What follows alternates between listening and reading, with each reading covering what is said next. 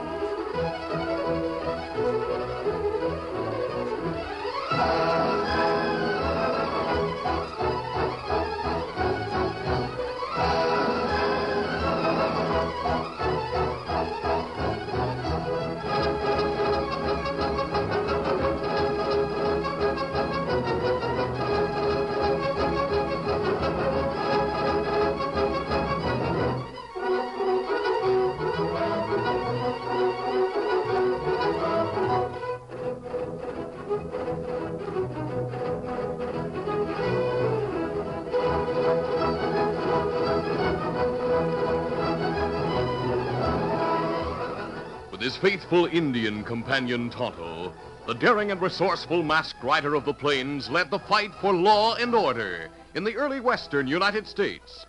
Nowhere in the pages of history can one find a greater champion of justice. Return with us now to those thrilling days of yesteryear. From out of the past come the thundering hoofbeats of the great horse Silver. The Lone Ranger rides again. Come on, Silver. Let's go, big fellow. Hi-yo, Silver! Hi!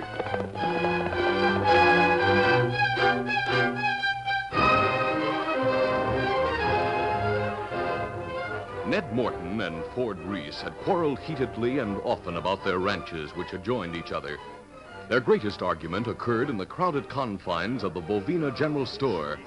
Reese had accused Morton's cowhands of cutting down boundary fences and allowing Morton's stock to graze on Reese's land. When Morton, using sulphurous language, denied the accusation, Reese lost his temper completely. Ned Morton, you're a lying polecat. Your men did it. And if my boundary fences are cut again, and if I find any of your cows on my land, I'm not going to blame your men. I'm going to hold you responsible. Reese, you're talking like you had grasshoppers where your brain should be. I tell you, neither I nor my men bother with your fences or herds. And I say they do. And if it happens again, I'm taking the law into my own hands. Meaning what? You won't be alive to know what I mean. None of the listeners took the argument seriously. Those two are always blowing up a storm, fighting and fussing and promising to do away with the other one. I'm willing to bet the old codgers don't even carry bullets in their guns.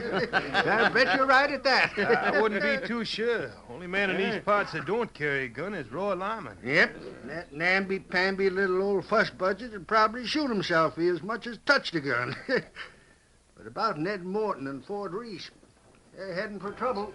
You'll see. Roy Lyman, whose appearance and mannerisms in public warranted the description namby-pamby fuss budget, was an entirely different man when he was with those who helped him carry out his various well-planned schemes. He and his right-hand man, Tech Buell, sat in Lyman's den at the rear of his ranch house. Lyman, who was reputed to be afraid of all firearms, held a pearl-handled .45 in his hands. He caressed it as he looked at Buell. It's been a long time since I used this gun. You're planning to use it again? I might. Things are beginning to shape up beautifully, if what you tell me is true. You mean about Reese threatening to shoot Morton today? Well, it's true. I was in the general store when he said it. When I had you start cutting the boundary fences like you've been doing, I was hoping for something like that. You're bound you're going to take over both their ranches, aren't you? I certainly am.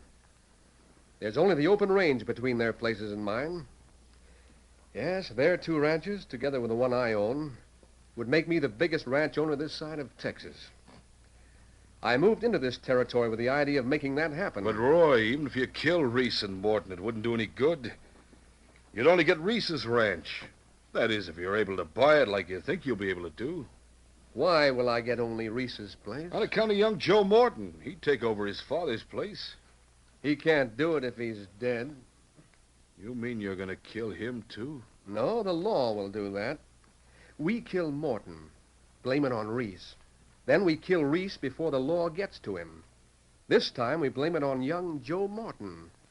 We say we saw him shoot Reese and... well, it's as simple as that.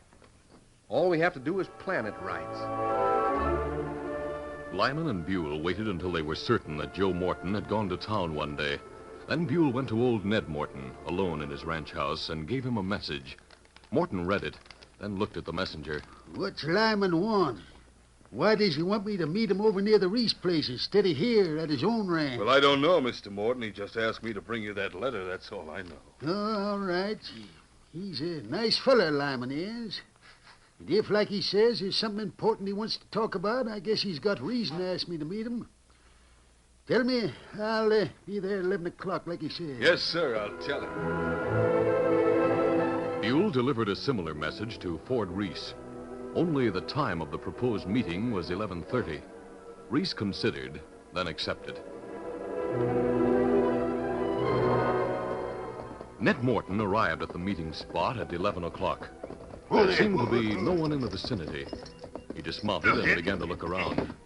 Roy Lyman was the man who fired the shot that killed Ned Morton. Lyman and Buell came from their ambush and looked at the fallen man. Yeah, he's dead, all right. Dead as they make him. Nice shot. There. Now, you ride to town and let the sheriff and the people know that Reese killed Morton like he promised he would. I'll say I saw it happen, but that Reese rode off before I could get to him. Right. Only be sure you get the word to Joe Morton first. Don't tell the sheriff till you see Joe ride off from town. I won't, Roy. You'll take care of Reese meanwhile? He'll be as dead as Morton the minute after he gets here. After that, handling Joe Morton will be easy.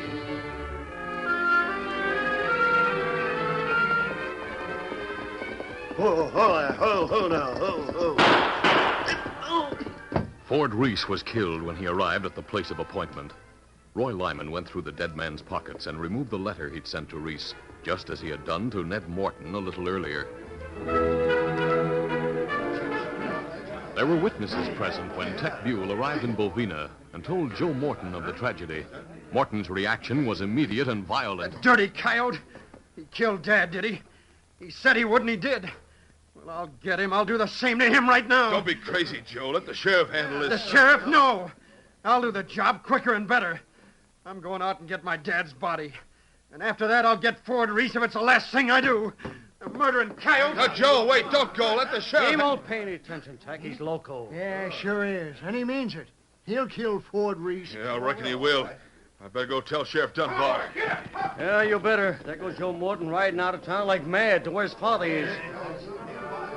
As Tech Buell watched Joe Morton's horse disappear, he walked towards the sheriff's office, smiling to himself. What a surprise you're going to get, Bub, when you find your old man's body. Yeah, what a surprise. Ho down, boy. There were two bodies at the spot where Tech Buell told Joe Morton he would find his father. As Joe Morton saw Ford Reese's body nearby, his rage gave way to bewildered surprise. Why? He knelt beside Reese and took the dead man's gun in his hand. He sniffed at the barrel, then looked into the bullet chamber. No bullets had been fired. Then he heard a step behind him and turned, but he was too late. Before he could adjust the gun in his hand, Roy Lyman had grabbed Joe Morton and yanked the boy's gun from his holster. Roy. He pressed the gun against the boy's back. Let me have that gun in your hands, you murderer. Give it to me. All right, now turn around with your hands up. Roy Lyman had a gun in each hand, pointing at Joe Morton when the latter turned, a surprised look on his face. Mr. Lyman, put on those guns. Look over there. Dad's been murdered. Ford Reese has been murdered, too. I saw you do it. What? Saw me do it? I just got here. Stand back, I said, or I'll shoot. But you didn't see me kill Reese. He killed Dad, I and don't know about that part. I only know I saw you kill him. Oh, you didn't. I couldn't have because... Well, now what are you doing? I see the sheriff and his men coming this way. I'm going to shoot and summon them here. Joe Morton's gun was in Lyman's right hand. As he spoke, he lifted it and fired into the air 3 times, covering the lad with the gun in his left hand. Then he fired the second gun into the air once, shouting as he did so. Sheriff! Help! Help! Sheriff Dunbar! Oh, Sheriff! Sheriff, I'm glad you've come. Hey, what's this? Say, there are 2 bodies here. Yeah, Sheriff. Ford Reese is dead, too. So, Joe, you got Reese before we could stop you, huh? I didn't kill him, Sheriff. Oh, but he did, Sheriff. I saw him. Please, take these guns, someone. I'm scared of guns. I'm afraid I'll faint and I... Hey, he's fainting. Grab him. Yep, I got him. Look at him, afraid of a gun and faints. Well, he held it long enough to keep Joe Morton for us. Put the cuffs on Joe, Baldy. Yeah, sure thing. All right, get those wrists out, Joe. But I didn't kill Reese, Sheriff. I swear it. I didn't use my gun. Didn't use it? Is this your gun? Yes, but I didn't shoot it. Lyman did. You heard him. I'm not sure I did. Come along, Joe. No, I won't. Take those cuffs away. I won't let you. Hold him. Throw a punch, will you? Now keep quiet. I won't. Lyman is lying. I never had... Oh. You didn't have to hit him, Baldy. But you can take him into the hoosgow. I'll see how Lyman is. Between him and Tech Buell, we've got this whole story. Too bad about Joe Morton. I feel sorry for him. But he'll hang for this. There were some bits of evidence in Joe Morton's favor, but the preponderance was with the prosecution. The county attorney warned the jury before it retired to render a verdict. First-degree murder is that which is premeditated. Certainly this was a murder of premeditation. Witnesses heard Joe Morton say he would kill Reese. Another witness who braved death to capture Joe Morton saw him kill the deceased in cold blood. There is no excuse, no factor that can cause you to render a verdict other than guilty.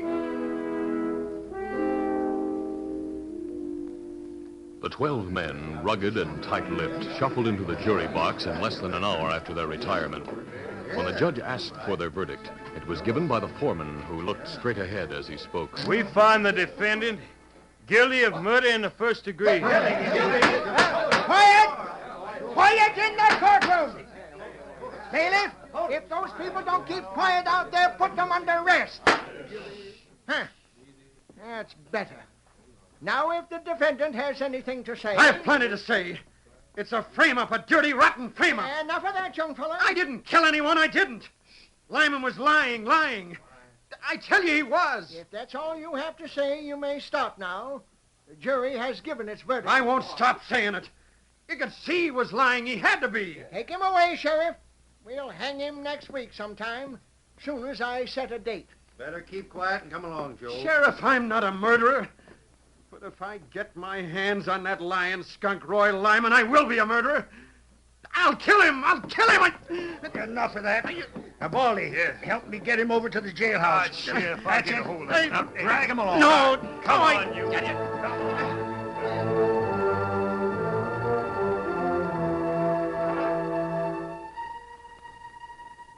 Among the spectators who left the courtroom after the trial was an Indian who had remained standing in the background throughout. He mounted his horse quickly and headed for the hills. Get him up, Scout.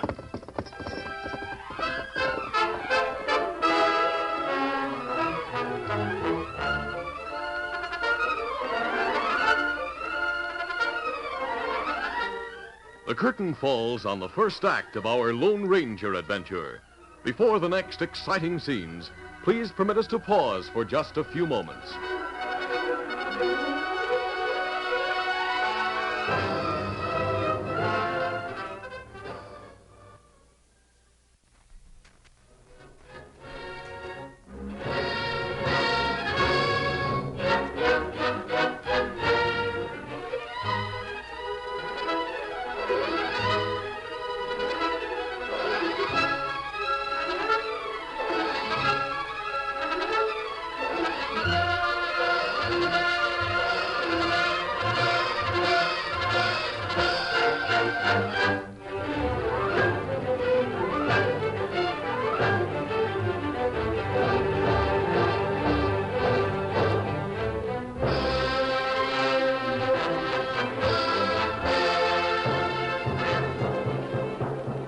Now to continue. Tonto rode to the Lone Ranger's camp where he told the masked man of the verdict and Joe Morton's reactions to it. He's not guilty. I don't blame him for acting violent. I certainly wouldn't send him to the gallows after hearing the evidence. Me know how you feel, Kemosabe. Men say he saw murder. But he had no witness. Another thing, if the story Joe Morton told is true, it accounts for the bullet fired from his own gun and that of Ford Reese. But sheriff say him not hear many shots. That could be because there are a great many men in the posse. All were galloping their horses. It would be difficult under the circumstances to know how many shots had been fired. It's true we need the law in the West as never before. But law and truth are not always the same. What you do, Kemosabe? I don't know what we'll learn. But there's a chance we might uncover something that didn't come out at the trial. We're going to see this man, Roy Lyman. As the Lone Ranger and Tonto prepared to ride in on the trail to Bovina, Roy Lyman and his man Tech Buell were riding the same road away from the town. Yes, it's a good thing I decided to act the way I did when I first came to this town. Otherwise, the jury might have believed Joe Morton's story about me. As it was... I want $1,000 now, Roy. What did you say? You heard what I said, all right. I want $1,000 as down payment. For not telling the truth about you killing Ned Morton and Ford Reese. That's why I want $1,000 now, before it's too late. Too late for what? To save Joe Morton in case you don't pay me. I've got you right, you know it, Roy.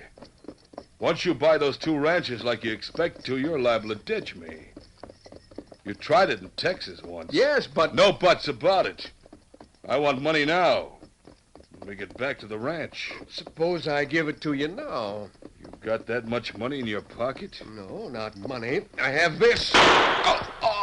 You stupid fool. You... What? As Tech Buell slumped from his saddle to the ground, Roy Lyman heard horses galloping in his direction from somewhere behind the bend in the road. Come around now. He turned his horse quickly and galloped into the brush and over a hill, away from the scene.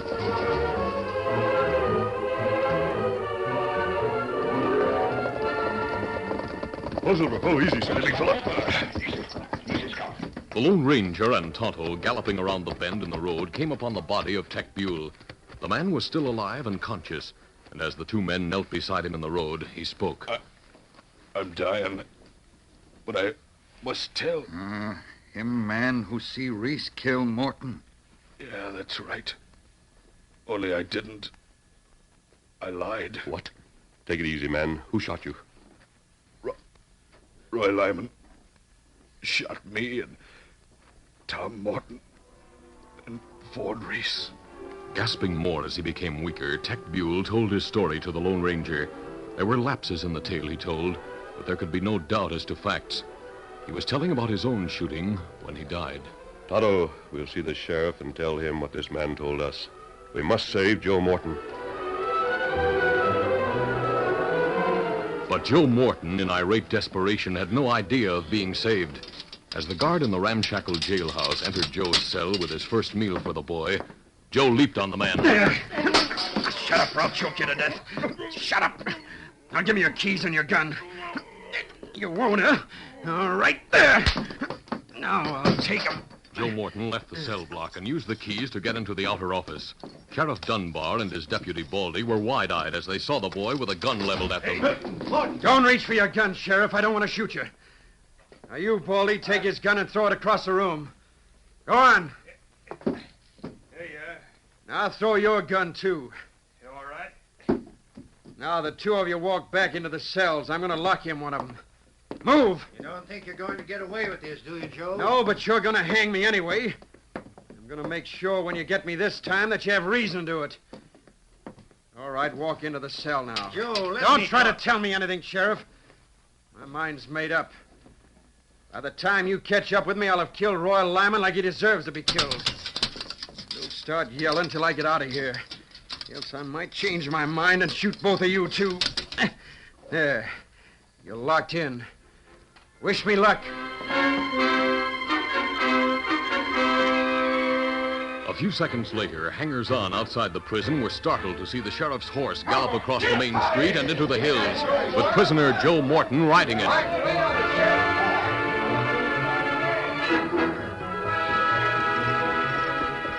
Minutes later, when the Lone Ranger and Tonto neared the street, they saw the crowds running to the sheriff's office. Tonto, that's a mob gathering. Hurry there. Then come back here and tell me what's happening. Get him up, Scout.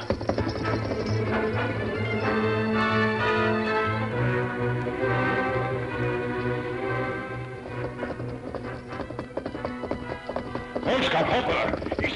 Easy, Scout. Tonto returned shortly to the spot where the Lone Ranger waited, screened from the main street. Kimasabi. Joe Morton escape. What? How did you do it? Lock sheriff and men in cell. They getting out now. Posse going after Joe Morton. Which way did he head? Ride to home of Roy Lyman. Say him going to kill Lyman. Tonto, we can't let him. We've come to clear him of murder. Now he's intent on committing one. What we do, Kimasabi? You stay and tell the sheriff about the dead man we found. Tell him we're certain Lyman's guilty. And ask him if he'll ride with you to the Lyman ranch.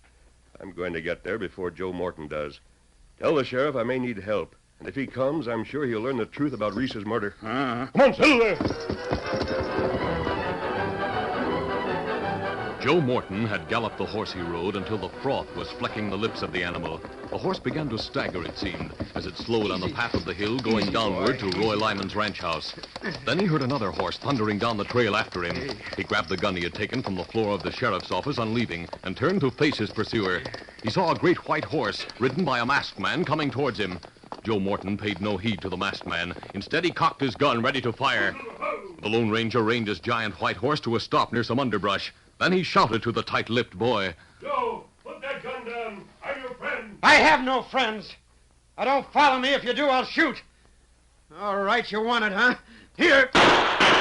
As the shots hit the trees behind the Lone Ranger, the masked man leaped from his horse and hurried him into the thick underbrush. There, out of sight of Joe Morton, he removed his lariat from the saddle and tied one end of it securely to a heavy clump of bushes. He backed behind a tree and tugged at the rope. The clump of bushes rustled violently. Immediately, Joe Morton shot at the spot where he thought the Lone Ranger was moving. So you think I'm there in the bushes? Good. That's what I want. The Lone Ranger dropped to the ground silently, holding the unsecured part of the lariat in his hand. Then, creeping and crawling, he trailed the rope behind him, tugging hard on it at intervals so that the bushes continued to rustle and sway. Almost noiselessly, he made his way in a semicircle to where Joe Morton hid behind the rock. Joe Morton could see occasional movement in the underbrush where the masked man and his horse had sought shelter.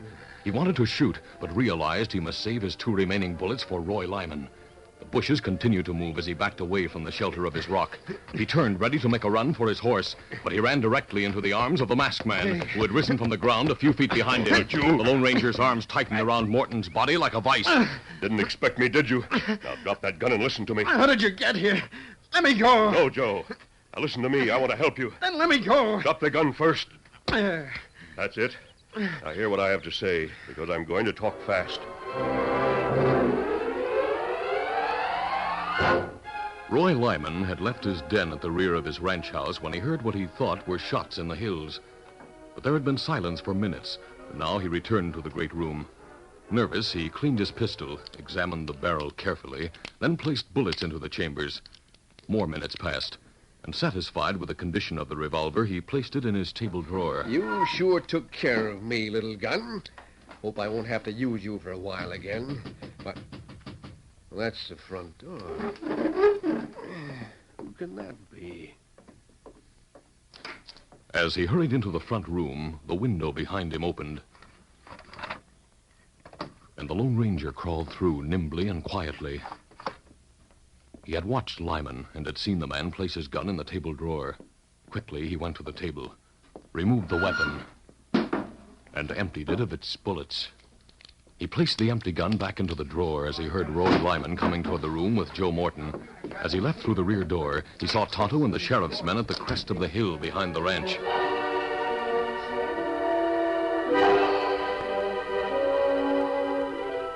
Roy Lyman, leading Joe Morton into the room a few seconds later, was puzzled, for Joe Morton, acting on the Lone Ranger's instructions, had lulled the man with his approach. Now Roy Lyman, his mind working fast, sat the boy in a chair opposite his table. I'm sorry I can't help you, Joe. This sort of outlawry makes me ill. You're going to help me, though, aren't you? Give me a chance. Don't let him hang me. I can't interfere with the law, Joe. No, but you did. You interfered with the law when you perjured yourself in court and said I killed Ford Reese. Joe, my boy, you're insane.